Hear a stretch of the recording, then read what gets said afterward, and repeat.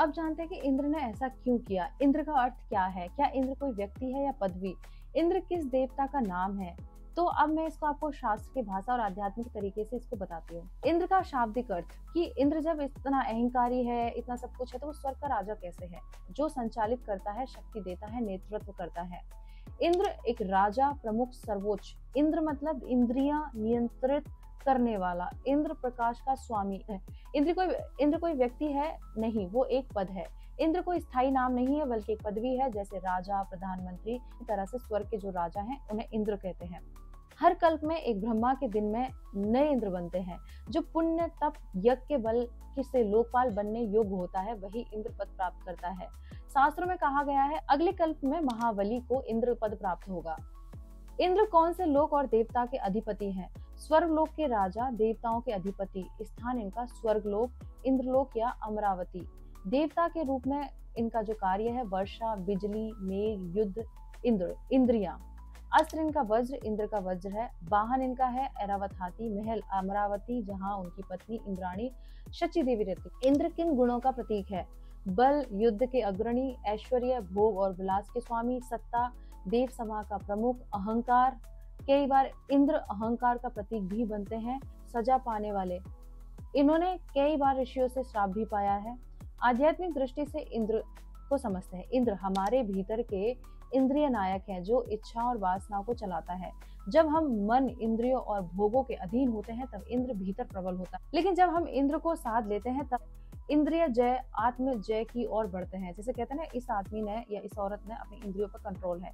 जो अपने इंद्र को जीत ले वही योगी है। भगवत गीता के 6:6 में लिखा, इंद्र कोई व्यक्ति नहीं, वह पद है। जैसे शरीर में मन राजा है वैसे ही स्वर्ग में इंद्र बाहर भी है, भीतर भी है। प्रश्न यह है कि तू उसका दास है या स्वामी। इंद्र जैसे ऊंचे पद पर बार बार अहंकारी, डरपोक और पतनशील प्रवृत्ति वाला कैसे बैठ सकता है? सिर्फ इंद्र का नहीं, हर युग के नेतृत्व का है। इंद्र पदवी है, व्यक्ति नहीं। हर कल्प में इंद्र बदलता है। जो भी व्यक्ति यज्ञ, दान, पुण्य फल अर्जित करता है उसे इंद्र पद मिलता है, लेकिन वह अहंकार रहित ब्रह्म ज्ञान नहीं पा लेता। इसलिए पद मिला पर पूर्ण ज्ञान नहीं। इसलिए वह अहंकार, ईर्ष्या और स्वार्थ बार बार इंद्र में भी दिखाई देते हैं। जैसे राक्षस ने इंद्र से ज्यादा आत्मज्ञान दिखाया, शिव भगवान विष्णु बार बार उसको अहंकार त्यागने की सीख देते रहते हैं। इंद्र अहंकार और इंद्रियों का प्रतीक है आंतरिक दृष्टि से। और अपने भारत देश में भी कई सारे ऐसे राजा देखेंगे जो मूर्ख हैं। बंगाल के देख ले, इटावा के देख ले, ये मूर्खों से कम नहीं है, अहंकार से भरे हुए।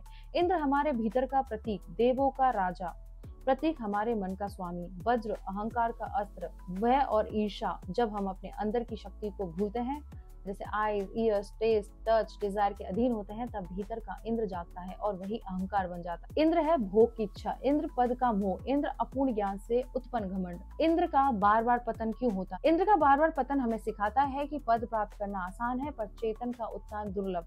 ब्रह्मा जी पद दे सकते हैं लेकिन वैराग्य, विवेक और विनय स्वयं साधना से आते हैं। इसलिए इंद्र को राक्षसों से डर लगता है, ऋषियों से जलन होती है, अवतारों से अपनी गद्दी छीन जाने का डर होता है, क्योंकि उसके पास पद है पर परम सत्य का बोध नहीं।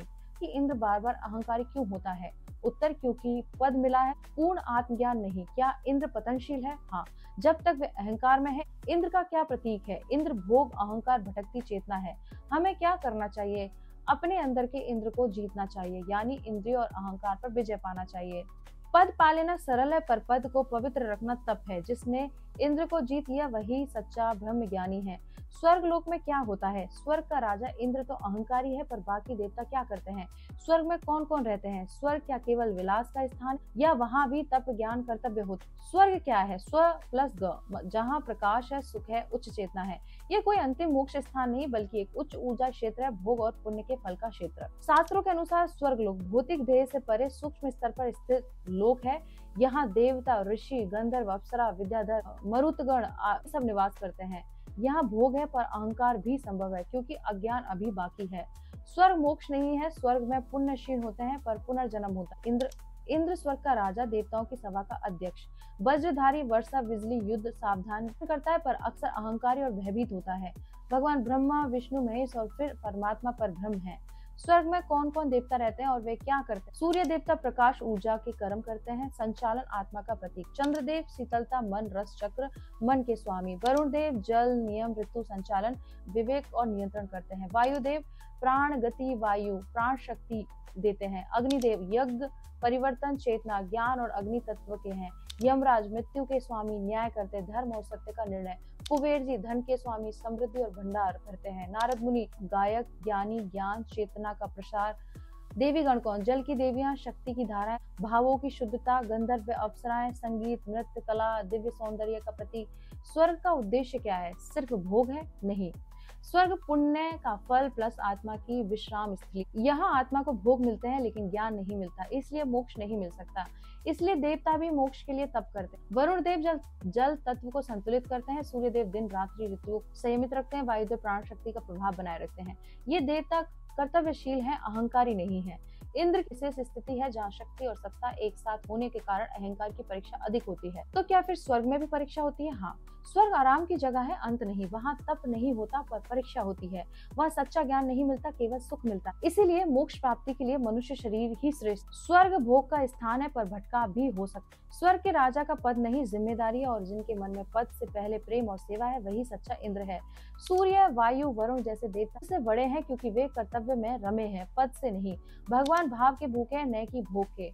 9 और 26 में लिखा है कि पत्रम पुष्पम फलम तोयम यो में भक्तिया प्रियच्छति तदहम भक्ति प्रहतम अश्नामि प्रयात्मनः। यदि कोई भक्त मुझे प्रेम पूर्वक एक पत्र, पत्ता, पुष्प, फल या जल भी अर्पण करता है तो मैं उसे उच्च भाव से स्वीकार करता हूँ। यानी कि ना यज्ञ की बड़ी अग्नि चाहिए, ना ही कीमती भोग, बस सच्चा दिल चाहिए। संत तुलसीदास के शब्दों में भी वही बात है, भाव बिना भव नाश न होई, राम भजे जो लोभ बस सोई। अर्थ है इसका, यदि भाव शुद्ध नहीं तो राम का नाम भी सागर पार नहीं करा सकता। संत कबीर लिखते हैं, पोथी पढ़ी पढ़ी जग मुआ, पंडित भया न कोई, ढाई अक्षर प्रेम का पढ़े सो पंडित होए।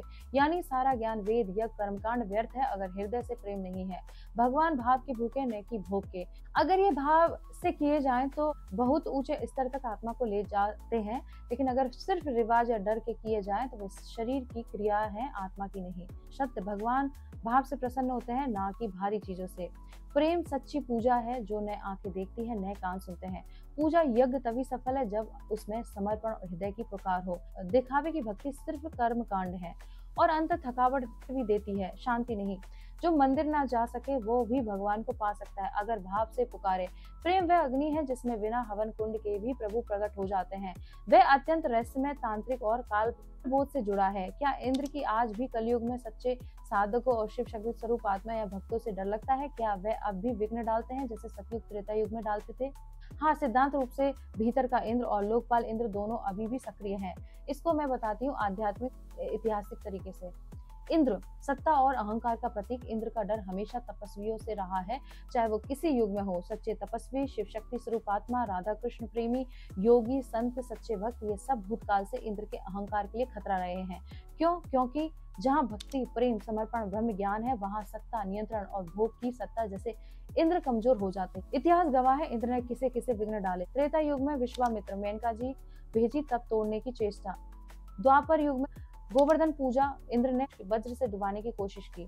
सतयुग वामन अवतार, बलि को पद खोने का डर रहता था। कलयुग में क्या इंद्र अभी भी सक्रिय है? 2 रूपों में इंद्र अब भी मौजूद। बाहर का इंद्र सत्ता, सिस्टम, धर्म का कब्जा, वो ताकतें जो भक्ति को दिखावा बना दे, जो तपस्वियों को भ्रमित करे, जो योग को व्यापार और ज्ञान को बाजार बना दे, यही इंद्र की मानसिकता है जो कलयुग में भी सक्रिय। भीतर का इंद्र अहंकार, स्वार्थ, डर। जब हम साधना करते हैं और भीतर से लालच, घमंड या कंपैरिजन आने लगता है, तब कोई ऊंचे स्तर की आत्मा उभरती है तो भीतर का इंद्र डरने लगता है। शिव शक्ति स्वरूप आत्मा इंद्र से क्यों टकरा जाती है? इंद्र और त्यागी।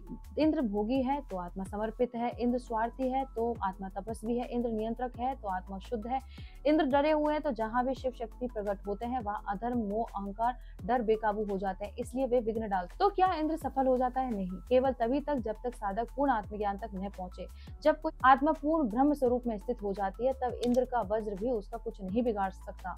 जहाँ शिव शक्ति की चेतना जागती है वहाँ इंद्र के सिंहासन कांपते हैं। तब का तेज जब भीतर उठता है तब वज्र भी झुक जाता है। हाँ, इंद्र जैसी चेतना अभी भी संसार में है और हमारे भीतर मौजूद है, पर सच्चे साधक शिव शक्ति आत्मा या ईश्वर के प्रेम में डूबे जीव उससे ऊपर उड़ जाते हैं। विघ्न आते हैं लेकिन वे भी साधना का हिस्सा बन जाते हैं। हाँ, भगवान सच्चे साधकों, भक्तों और शिव शक्ति स्वरूप आत्माओं की इंद्र जैसे शक्तिशाली लेकिन अहंकारी सत्ता से रक्षा अवश्य करते हैं। यह बात हर युग, हर ग्रंथ और हर लीला में बार बार सिद्ध हुई। इंद्र का डर और भगवान की रक्षा एक पुरातन लीला है।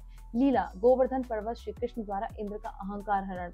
इंद्र ने जब ब्रजवासियों पर प्रलयकारी वर्षा शुरू की, तब बालक कृष्ण ने अपनी छोटी उंगली से गोवर्धन पर्वत उठा लिया और कहा, इंद्र तू भोग और घमंड का स्वामी है, मैं प्रेम और धर्म का रक्षक हूँ। जब भक्ति सच्ची हो तो ब्रह्म भी बालक बनकर रक्षा करता है। ये लीला बताती है, जब इंद्र सत्ता, भय, घमंड भक्तों को डराने लगे, तब भगवान स्वयं रक्षा करते हैं। भगवान क्यों रक्षा करते हैं? क्योंकि भक्त स्वयं को समर्पित कर देता है, इसलिए वह अभय हो जाता है। भगवान को ना दिखावा की पूजा चाहिए, ना डर से की गई वंदना, बस प्रेम और वहाँ प्रेम है, वहाँ भगवान स्वयं रक्षा बन जाते हैं। अनन्य भक्ति करने वाले का मैं स्वयं रक्षक बन जाता हूँ। श्री कृष्ण भगवद गीता 9 और 22 में बोल, क्या आज के युग में भी भगवान रक्षा करते हैं? हाँ बिल्कुल। जब कोई साधक अपने मार्ग पर अडिग चलता है, इंद्र जैसे भारी विघ्न, सत्ता, लोभ, ईर्ष्या और विघ्न, अहंकार, वासना, मोह उठते हैं। पर यदि वह ईश्वर में समर्पण करता है तो घटना तो घटती है, पर आत्मा कभी गिरती नहीं और एक अदृश्य शक्ति उसे बार बार बचा लेती। जो आत्मा शिव शक्ति स्वरूप हो चुके, उसे कोई इंद्र नहीं डिगा सकता। जब इंद्र वज्र उठाता है, कृष्ण पर्वत बना खड़े हो जाते हैं। जब प्रेम अडोल हो, वहां रक्षा स्वयं भगवान की लीला बन जाती है। इस तरह से मैंने आपको इंद्र के बारे में बताया है। ऐतिहासिक चीजें क्या रही हैं, सामाजिक चीजें क्या रही हैं, शास्त्रीय चीजें क्या रही है और आध्यात्मिक चीजें क्या रही है, देव, इंसान और भगवान की चीजें क्या रही हैं। तो इस वीडियो को शेयर कीजिए और मेरे साथ बोलिए, ओम नमः पार्वती पते, हर हर महादेव, शिव शंभो।